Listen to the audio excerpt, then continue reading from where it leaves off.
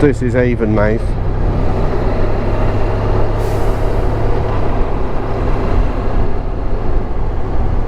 It's got a very big port and a lot of industry.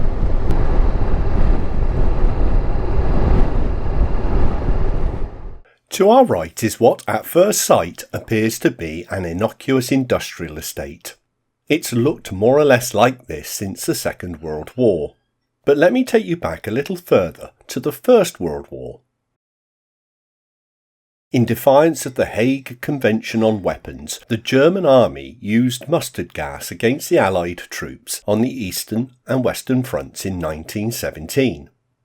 In response, the British Minister of Munitions, at the time none other than Winston Churchill, ordered the production of poison gas in retaliation. The farmland that was here was commandeered by the military for its closeness to Avonmouth docks, and a munitions factory was built on the site. It was simply called the No. 23 Filling Factory. Initially, the chemicals came from elsewhere, but later a chemical plant was built to manufacture the mustard gas. There's not much left of the filling factory, but the chemical plant was only recently demolished. After the war it was repurposed and at one time was the biggest zinc smelting works in the world, but stopped operating in the 1990s. Both sites used predominantly unskilled female labour. The women produced 85,424 mustard gas shells, but at what human cost? Putting the battlefield casualties aside, the factories here recorded 2,613 illnesses associated with the production of the gas and munitions. 3 people died because of accidents, 6 died from associated illnesses, and there were 160 accidents resulting in over 1,000 burns.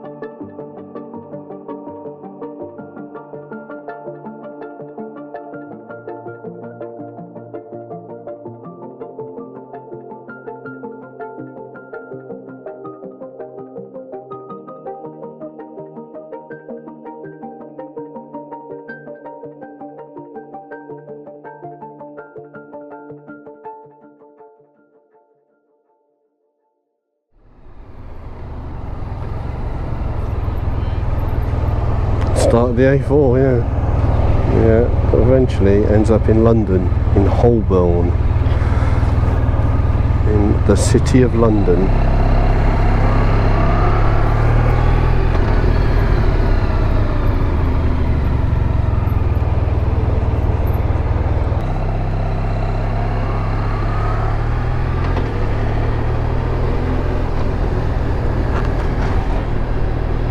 This is the westernmost end of the A4, the historic road between London and Bristol.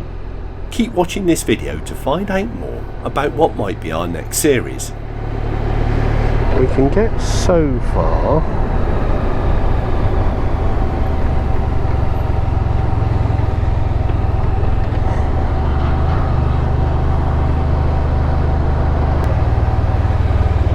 Oh yeah, you're right there, sorry.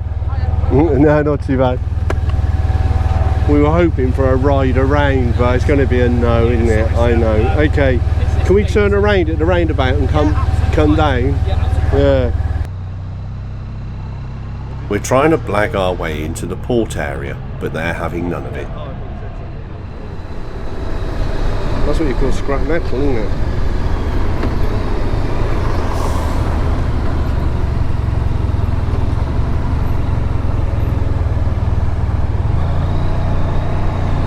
Got a little look.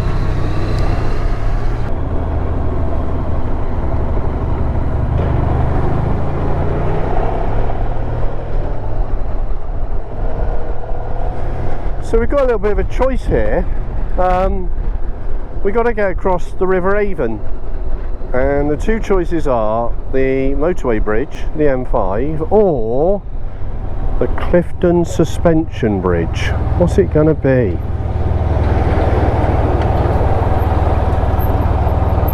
What's it going to be? We do. We'll have a quick look at Avonmouth village first of all. But I think, have we managed to avoid motorways completely up until now? Don't know. Well, no, technically we've just been across, haven't we, the 7 crossing. So, yeah, we had to come across the motorway for that. And we would be doing a similar thing if we went across the Avonmouth bridge. But we need to ride, what, 5 miles inland to get across the more historic Clifton suspension bridge. We'll have a think about it as we ride through Avonmouth village and maybe get another glimpse of the docks. They're massive.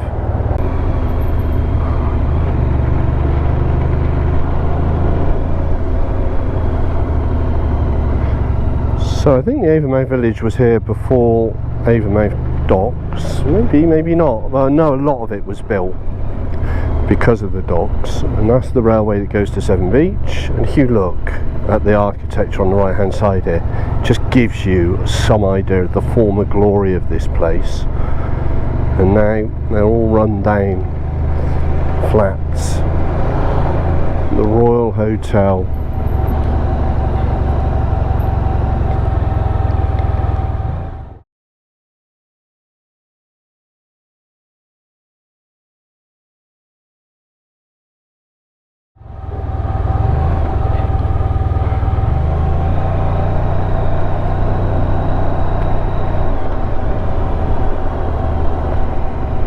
Because this area is local to us, we know a little bit about it. I spoke once, many years ago, to someone who worked in the Royal Hotel, perhaps even owned it back then, and said back in the days with the dockers, at the end of the day they would already pull hundreds of pints and they would be waiting on the bar, so that they didn't have to wait for the pint to be pulled.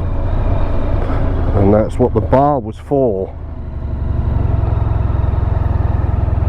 And it was a big wide bar, you know, and I think that's why I asked, like, for an hour before the thing rang, they were just pulling pints. And they come out of the gates that we just saw. Dockers would come out of the gates, pile into the pub for a pint. I would imagine, especially on a Friday, and certainly on a payday.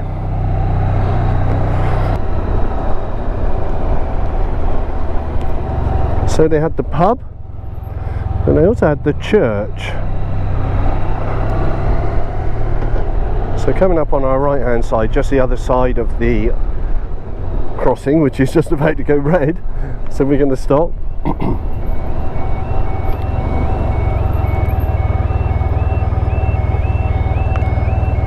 That building there, that's the old Seamen's Mission. And look at the size of it. So it used to provide accommodation and support and everything for merchant seamen. It's not a naval port here, merchant port.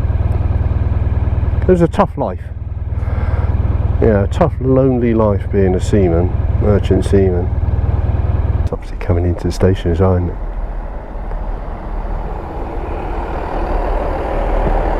Haven't seen anyone on it yet. Wow, I do believe there is no one on that train.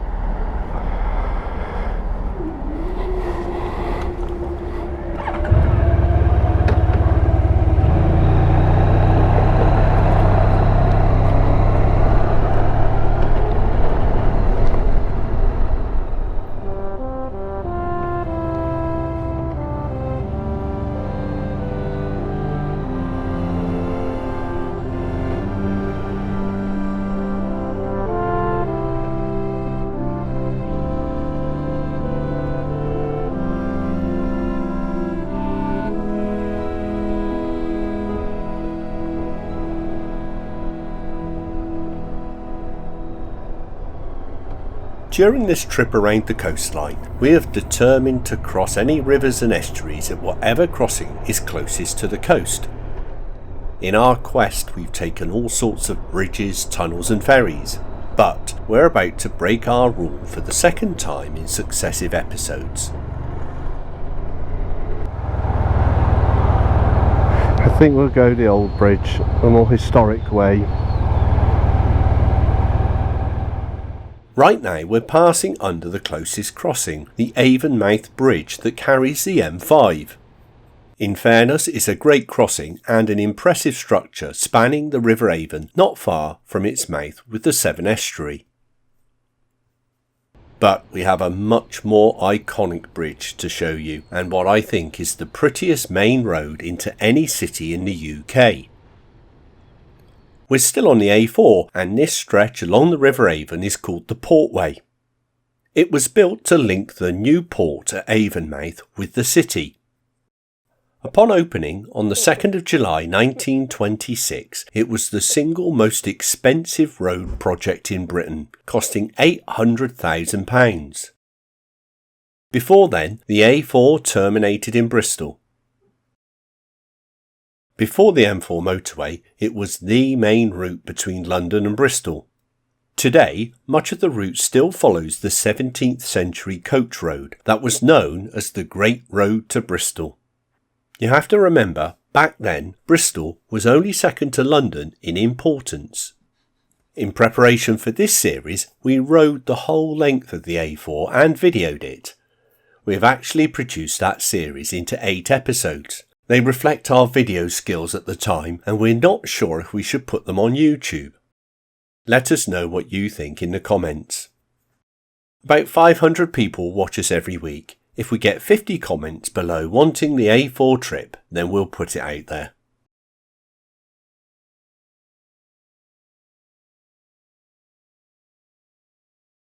What can we say? It's perhaps the world's most famous suspension bridge, designed by perhaps the most famous engineer, Isambard Kingdom Brunel.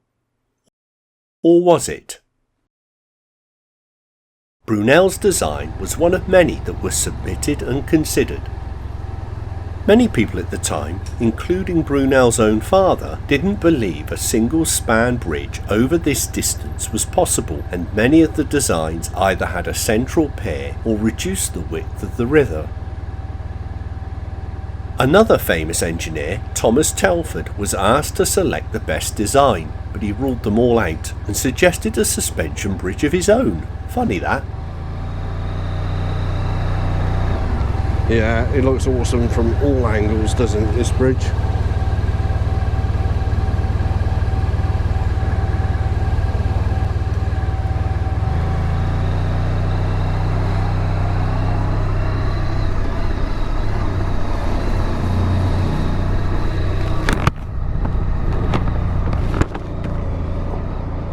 Brunel didn't give up and made his design more appealing, in particular offering to build it cheaper than Telford's.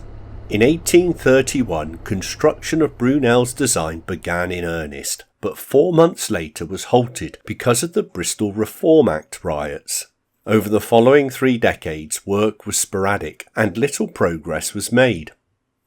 It looked like it was yet another one of Brunel's impossible dreams. As much as we see him as a great engineer today, back then he had a reputation for being too ambitious, and many people avoided investing in his schemes. He was known as the reckless engineer. It was only after his death in 1859 that the project was resurrected. Significant design changes were made by William Henry Barlow and Sir John Hawkshaw. It has been argued that the size and technology of these revisions was so great that the credit for its design should go to Barlow and Hawkshaw. The bridge eventually opened in 1864.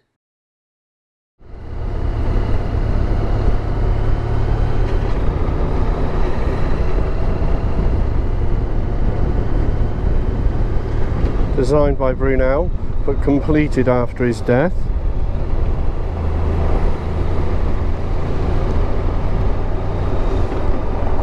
Typical of Brunel, it had both engineering genius, but also had design genius as well. Was as much a piece of art as it was an engineering masterpiece. I think that's enough for this episode. Join us next time for another instalment of our coast adventure. Thanks for watching and take care.